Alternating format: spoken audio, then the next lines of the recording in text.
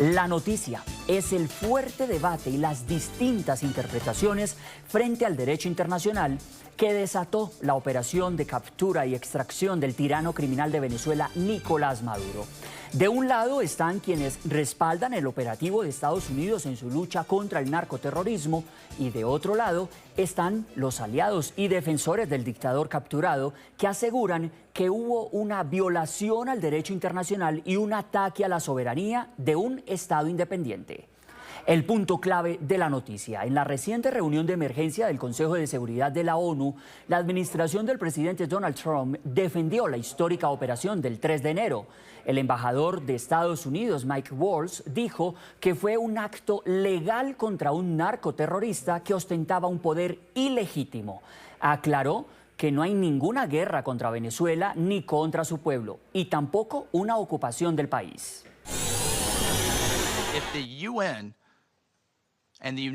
Si la ONU y este organismo confieren legitimidad a un narcoterrorista ilegítimo y le otorgan el mismo trato que a un presidente o jefe de Estado democráticamente electo, conforme a esta carta, ¿qué tipo de organismo es este?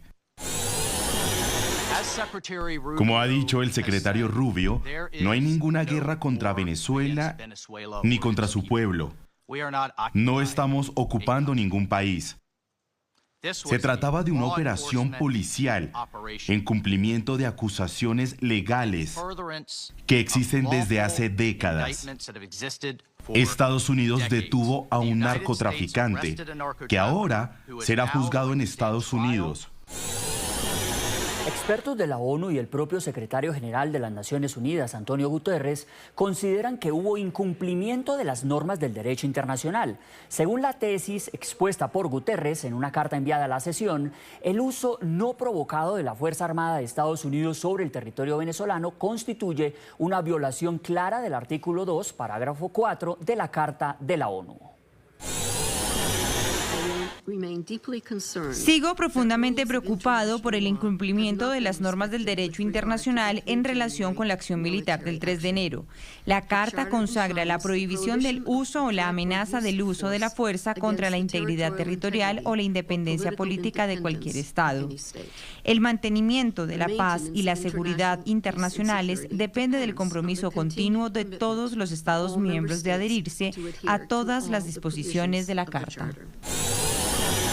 En línea con lo dicho por el secretario general de la ONU, los representantes de Rusia y China salieron a condenar el operativo contra Maduro, su histórico aliado.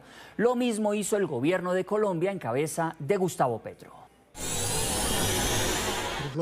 Proponemos, instamos a los dirigentes de los Estados Unidos a que liberen inmediatamente al presidente legítimamente elegido de un Estado independiente y a su esposa. Ningún país puede actuar como policía del mundo, ni ningún país puede presumir de ser el juez internacional. China apoya firmemente al gobierno y al pueblo de Venezuela en defensa de la soberanía, la seguridad y los derechos e intereses legítimos del país. China apoya firmemente a los países de la región en defensa del estatus de América Latina y el Caribe como zona de paz. En ninguna circunstancia, para el uso unilateral de la fuerza ni para cometer un acto de agresión.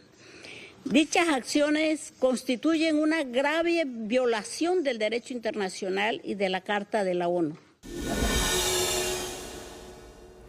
Desde Europa, líderes socialistas como el presidente del gobierno español, Pedro Sánchez, también rechazaron la acción militar de Estados Unidos contra Maduro. Sánchez la calificó de ilegal y sugirió que lo que pretende Estados Unidos es hacerse a los recursos naturales de Venezuela.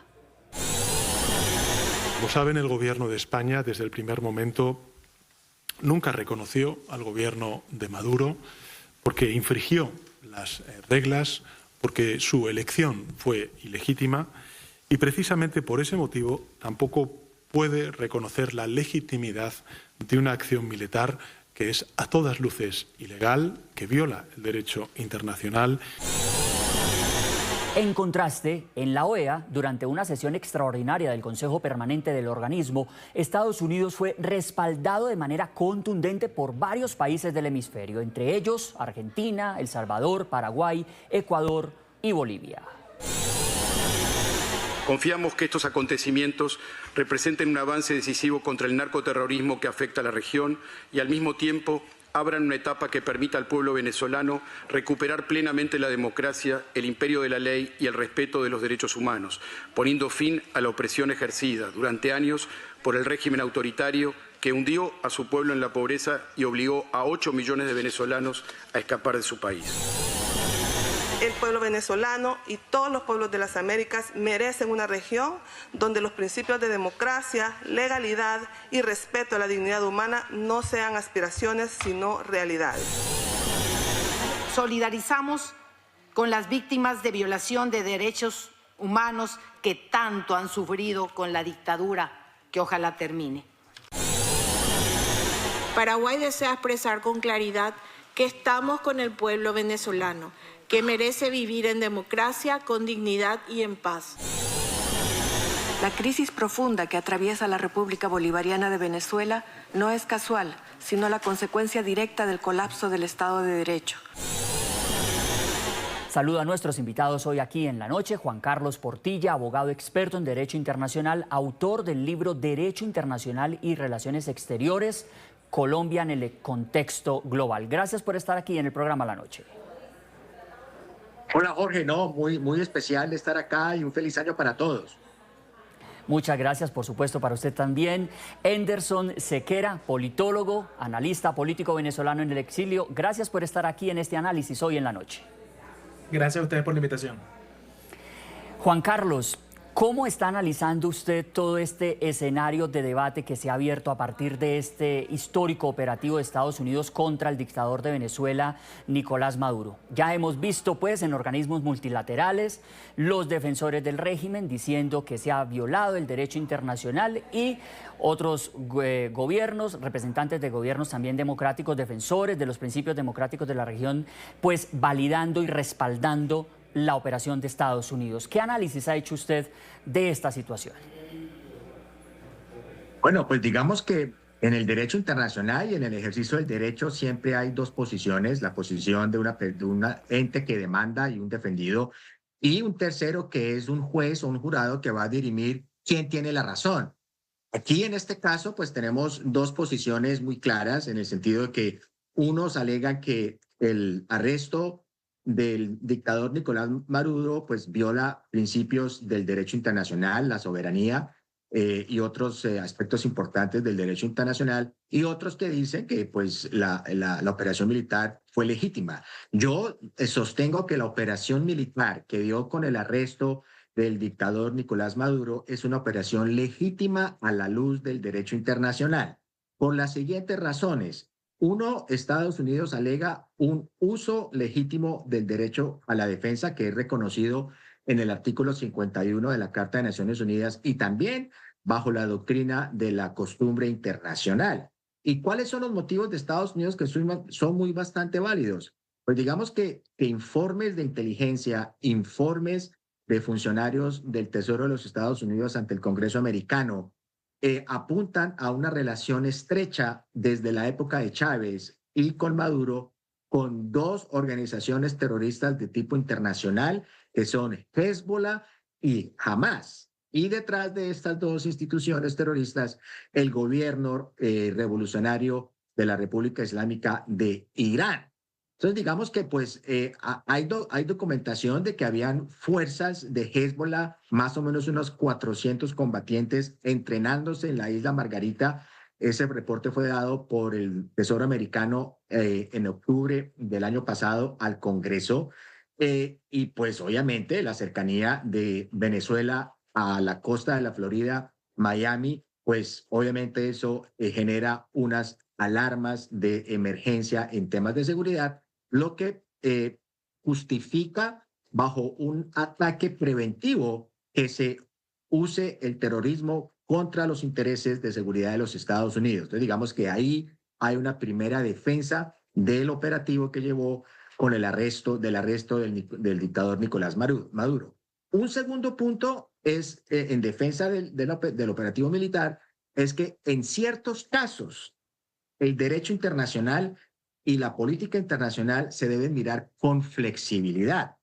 Y digamos que en el Estado moderno, bajo el derecho internacional, tenemos tres elementos esenciales: el Estado, el gobierno, la población y el territorio. Sin duda alguna, el régimen del dictador Maduro era un régimen ilegal por el fraude electoral que pasó en el 2024. Dos, el segundo elemento de ese Estado, que es la población venezolana, ha sido víctima de un ataque sistemático a sus derechos fundamentales, y la Carta de Naciones Unidas en su preámbulo establece que es objetivo fundamental de las Naciones Unidas proteger el principio de la dignidad humana de los pueblos. Y en ciertas ocasiones, las instituciones de Naciones Unidas, como la Corte Internacional de Justicia, han actuado con esa flexibilidad frente a la interpretación exegética y formal de las normas escritas del derecho internacional. Recordemos los famosos bombardeos de la OTAN, liderados por Estados Unidos, Francia, Inglaterra y Canadá, en los territorios de Kosovo, porque la antigua República de Yugoslavia estaba haciendo una limpieza, una matanza de los habitantes de Kosovo, y alguien tenía que terminar esa limpieza, esa matanza, ese casi genocidio. Pues el bombardeo liderado por la OTAN no fue aprobado por el Consejo de Seguridad. Muchos decían violó el derecho internacional, pero se justificó bajo unos principios morales y de legalidad, porque eso al fin del día trajo paz a la región. Y cuando Serbia, que fue el Estado heredero de Yugoslavia, demandó a la OTAN ante la Corte Internacional de Justicia, la Corte utilizó, digamos que, una figura jurídica en el sentido de que Serbia al momento de los bombardeos no era Estado miembro de la ONU y por ende no tenía jurisdicción. Utilizó un pequeño inciso, una pequeña estructura legal del Estatuto de la ONU, del Estatuto de la Corte Internacional de Justicia, para darle, digamos que, respaldo a una decisión política por parte de la OTAN, de Estados Unidos y sus aliados, para que en ese momento se parara el genocidio en Kosovo. Sin duda alguna, las torturas, las crucifixiones, todos los crímenes de lesa humanidad que el dictador Maduro ha cometido en las cárceles de Venezuela, que incluye presos políticos, estudiantes, yo conozco el caso de Sarán Rivas, de Jairo Díaz Peña, a la misma Iglesia Católica, son normas de jus cogens que prohíben estos actos de tortura y humanidad, y se necesitaba una intervención así, y pues esperamos que una transición vaya en Venezuela. Y ya para terminar, Estados Unidos no hace parte de la Corte Internacional de Justicia porque se retiró desde los años 80. Tenemos dos posiciones: no hay juez, no hay una Corte Internacional que vaya a dirimir este conflicto.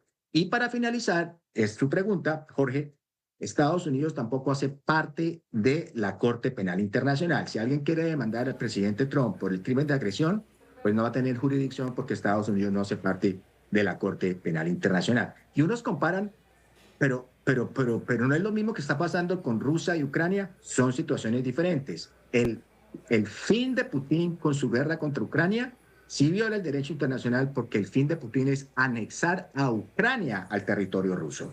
El fin de los Estados Unidos es facilitar una transición hacia una democracia, hacia una economía de mercado, de libre empresa y de respeto fundamental a los derechos humanos.